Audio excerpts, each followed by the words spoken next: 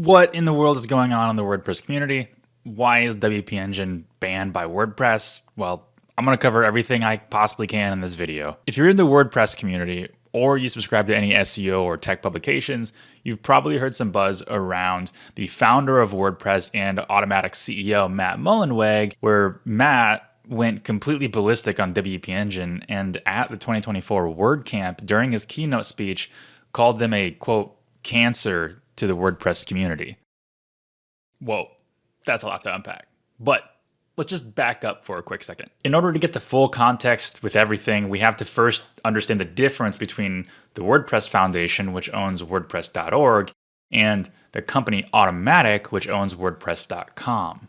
Okay, so everything starts with Matt Mullenweg. He's the CEO of Automattic, and he's also the founder of WordPress.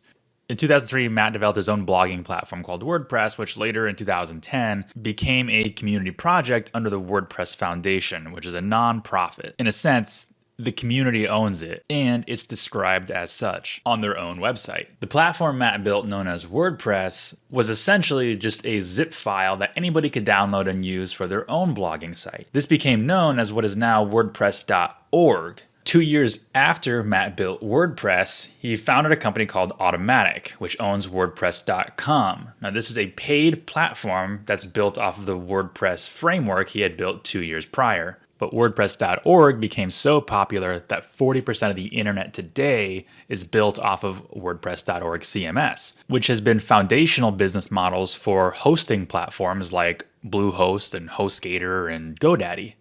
That brings us to WP Engine. So WP Engine is just another website host. It's no different than Bluehost or HostGator or GoDaddy. The only thing that's different is that they only host WordPress websites.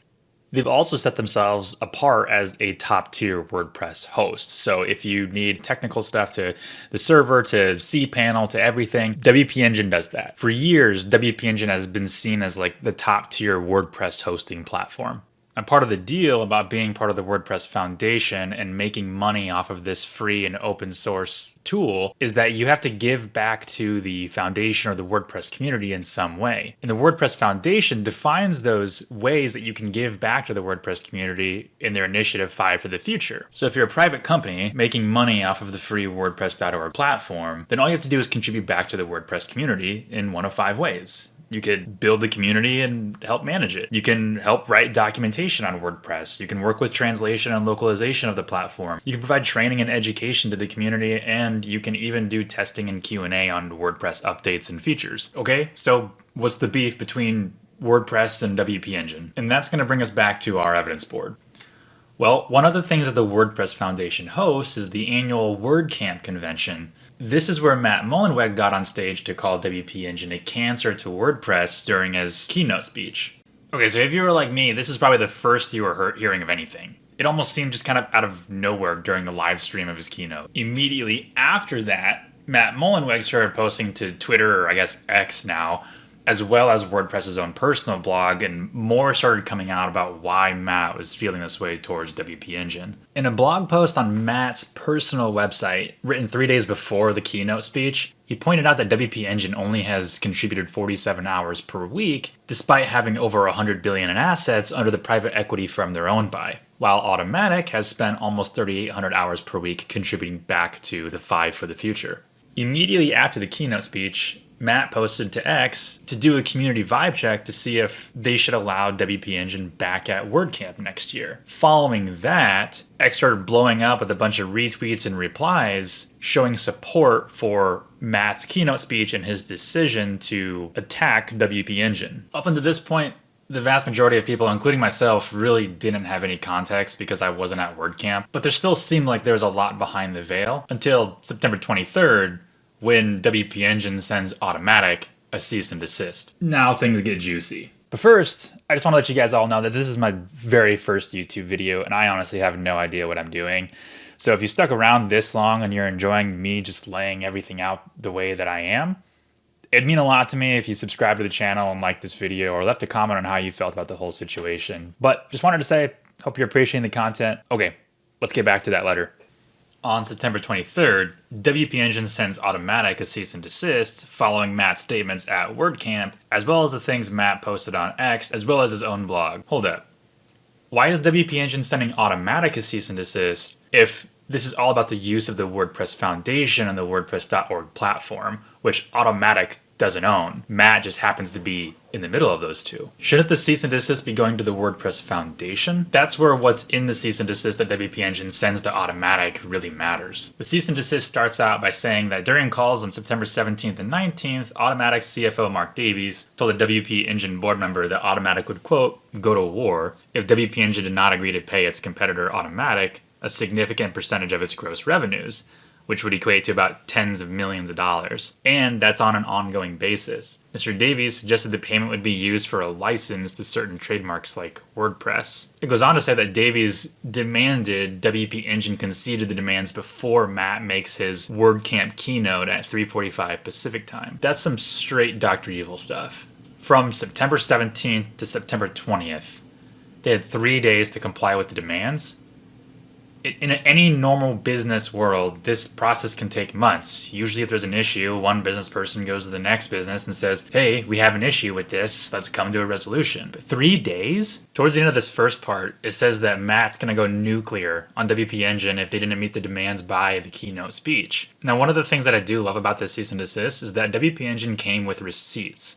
Starting off with this first one, where it's a text from Matt saying, if I'm going to make the case to the WP community about why we're banning WP Engine, I need to do it in my talk tomorrow. Your delaying is just trying to remove that. According to the rest of the text exchanges, Matt had sent a barrage of texts to WP Engine board members furthering their demands. The first one reads, I have 14 slides so far. Working title for the talk, how private equity can hollow out and destroy open source communities. Story in 4 parts. I've got quotes from current and former employees. Some may even stand up and speak as well. Now, allegedly, WP Engine CEO and board member offered to speak with Matt next week about the whole situation. To which Matt responds, just called. Should I run these slides or not? Is next week a negotiation on the percent, or is it happening at all? I'm not going to be able to walk it back.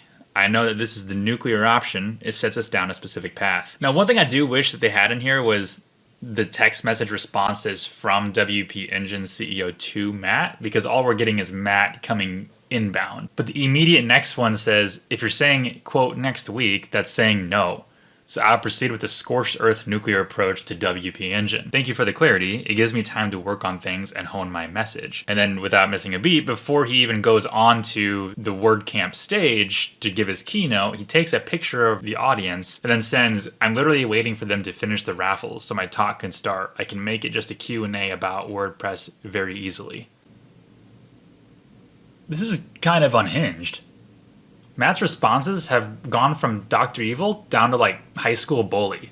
Look, I'm not saying WP Engine doesn't owe Automattic anything for the use of their trademark or whatever Matt is making claims against. What I'm saying is Matt's response to WP Engine about this whole situation and how he's bringing this to light is not right. Up until now, the only context that we have is what Matt puts on Twitter or says in his keynote. WP Engine, for the most part, has been completely silent other than what we see in the cease and desist. So if we take a look at the cease and desist, we can see the claims that were made against WP Engine and what their actual defenses are for those. The first claim was that WP Engine is a company that just wants to feed off the WordPress ecosystem without giving anything back. WP Engine counters this by coming back and saying that they've spent tens of millions of dollars in ongoing support for the broader community through events, sponsorships, and the development of educational resources, including sponsorship of WordCamps worldwide. They go on to say that they actively maintain multiple open source projects, they produce informative webinars, podcasts, and tutorials, and even addressed the claim earlier when Matt posted in his blog that they only contribute 47 hours per week. WP Engine says that they rank 30 out of 189 in hours contributed and 16 out of 189 in total contributors. Which honestly, I don't know what that last number means or how it's different. I don't know if there's a difference between hours contributed versus like impact or like number of contributions. However, they do say at the very end here that they significantly outpace multiple other contributors relative to their revenue, which I think is a really important distinction to make, because they're not just saying, yeah, we're big and we don't contribute as much as others who are smaller than us. They're saying that there are other entities out there that are the same size or relative to their revenue that they're outpacing. So why is Matt going after WP Engine and not the other entities? I wanted to pause and just add a couple little thoughts in there. Right now, there are 1.5 million users on WP Engine. I mean, if you think about it from a business perspective, how many people are using WordPress because of WP Engine's hosting capabilities? How many agencies are using WP Engine because it's easy to manage and facilitate all of their clients? How many businesses are using WP Engine because businesses want WordPress websites but don't have the technical expertise to facilitate a WordPress website and would like managed hosting? Despite the direct contributions that a company like WP Engine has to the WordPress community, there's a lot of indirect contributions WP Engine is making by bringing people into the WordPress ecosystem. Second, WP Engine made the claim that they are 16th out of 189 in total contributors to the WordPress Foundation, which I don't know where this ranking system lives, but in this tweet, Matt corroborated that. Look, there they are. The two main things in the cease and desist cover, one, WP Engine's contribution to the WordPress Foundation, and two, the use of Automattic's own trademark, WordPress. In the cease and desist, WP Engine is saying that Matt Mullenweg said that WP Engine is misusing the WordPress trademark by using WP in its name. WP Engine defends by saying that it is explicitly permitted by WordPress's Foundation's trademark policy, and the abbreviation WP is not covered by the WordPress trademarks, and you're free to use it as you see fit. Also, WP Engine's use of the WordPress mark is entirely compliant with governing trademark law. They also point out that other members of the WordPress Foundation ecosystem use the WordPress wordmark the exact same way. If you look at the WordPress trademark policy, it says that you can use the WordPress name and logo to refer to and explain the services, but you can't use them as part of a product, project, service, domain name, or company name. An example of this would be a consulting company can describe its business as 123 Web Services, offering WordPress consulting for small businesses,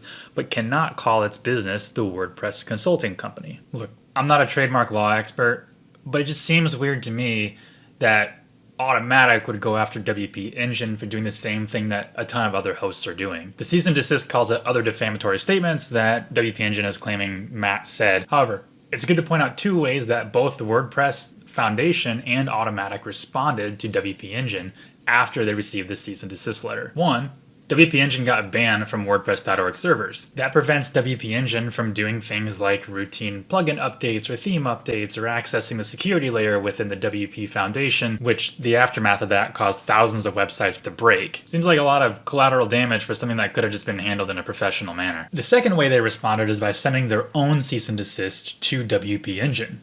In Automattic cease and desist to WP Engine, it primarily focuses just on the infringement of the trademark use of the wordmark WordPress and WooCommerce. Automattic also supplied a supplementary document for the cease and desist exhibits on the WP Engine's website and property, calling out the specific places where they're claiming the trademark has been infringed. In most cases, it's in reference to a managed WordPress host or managed WordPress hosting, which is weird, because I don't know how GoDaddy, Bluehost, and HostGator can say the exact same thing, but WP Engine is the one that's under fire for it. In Automattic cease and desist, it makes it seem like they're saying WP Engine can't use those logos or word marks because they only contribute 40 hours per week, whereas Automattic, of a similar size, is contributing almost 4,000 hours per week.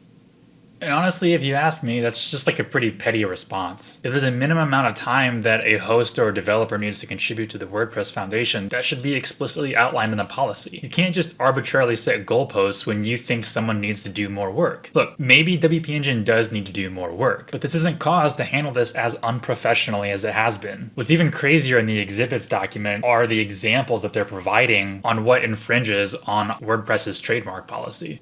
Things like other people and third parties referring to WP Engine as WordPress Engine. Like this post from X, where this person calls out WordPress.com and associates it with WP Engine. Or this Reddit thread referring to WordPress Engine is failing me, despite that not being from WP Engine and a third party or a person who is seemingly confused. Finally, this post on X, where this person is also confused, thinking that WP Engine is calling themselves WordPress Engine, except it's Escalating calling WP Engine WordPress Engine and not WP Engine. I get that these are exhibits to the actual cease and desist document where it's claiming that there is public confusion between WP Engine and actual WordPress. However, it's also funny that in the same exhibit document, they include this screenshot from the reply to the Escalating tweet that says, if that's the case, then provide a screenshot from WP Engine calling themselves WordPress Engine and not a third party calling them WordPress Engine, in which there isn't a screenshot like that in Automattic cease and desist. But the main thing to point out in the Automattic cease and desist to WP Engine is the dollar amount they're asking for the use of the trademark license. If we remember back to WP Engine cease and desist to Automattic, they claimed tens of millions of dollars. Well, when you look at the Automattic cease and desist, it's actually accurate. Yeah, see, they actually call for 8% of WP Engine's revenue, which is roughly $32 million. That's a lot of donuts. Look, I have no allegiance to WP Engine. I'm not a WP Engine user, never have been. I'm just covering this because the way that this came out was just so shocking and unbelievable that I can't believe people at these companies behave this way so unprofessionally and so hastily. A big impact of this is the fact that this is WP Engine's entire business model, WordPress hosting. Other hosts host other platforms, but WP Engine is literally built off of this. It's one of the things that my partner and I talk about on our podcast a lot, about not building your business in somebody else's playground. But at the end of the day, who's really affected by this isn't just WP Engine or WordPress. It's 1.5 million WP Engine customers who use WordPress through WP Engine. It's business owners, it's agencies, all for something that couldn't have just been solved professionally. There are two paths that WP Engine can go down. One is they can settle the dispute with Automattic and continue that toxic relationship. Or two, they can fundamentally change their business model to host different websites. Maybe they'll get into the Ghost CMS. I don't know. On one hand, you have Automattic and WordPress Foundation saying that WP Engine needs to contribute more based on their size and revenue, which may be true. On the other hand, you can't arbitrarily set goalposts on how much contributors and developers need to actually contribute before they have to pay your trademark tax. Over the last few years, in my opinion, WordPress has been kind of losing the fight. When the WordPress community wants new features, the WordPress Foundation doesn't actually deliver on those. As we move towards a privacy-focused world, we need to start focusing on things like GDPR and now APRA, and agencies and businesses are starting to need to invest into third-party resources. You know those cookie consent banners that we need everywhere now? It's almost unbelievable that that's not a native integration in WordPress. Pretty soon, everyone's going to need consent management platforms or content delivery networks or customer data platforms, all part of their tech stack, and none of that WordPress offers natively. Agencies need scalable SMTP solutions to send mail from the WordPress websites to emails, whereas platforms like Wix and HubSpot are already natively integrating these into their platforms. Automattic says they're contributing 3,900 hours to the WordPress Foundation. Doing what? Building block editors everybody hates? Overall, this whole Automattic WP Engine thing is just weird. It's just really, really weird. And if I were to make a prediction, I would say that Automattic probably owes someone money. I don't know if it's the government or if they're in debt or what. But to come after another company like this, like WP Engine, and single them out despite the evidence of other companies doing the exact same thing at a relatively similar size, it just screams, help, we need money. And if that doesn't scream that to you, then check out Automattic's own hosting platform, Pressable. As soon as you go to the homepage, there's a banner at the top of it that says, looking to switch from WP Engine? Apply here. And if that doesn't scream desperate, I don't know what does. To me, it just feels like WordPress is scared of WP Engine, and Automattic is struggling to compete with them. Anyways, if you want my unfiltered opinion on the whole situation, as well as my business partner's opinion, check out our podcast. It's the Agency Growth Podcast. The link is in the description. Anyways, hope you guys enjoyed this video. That's all I got.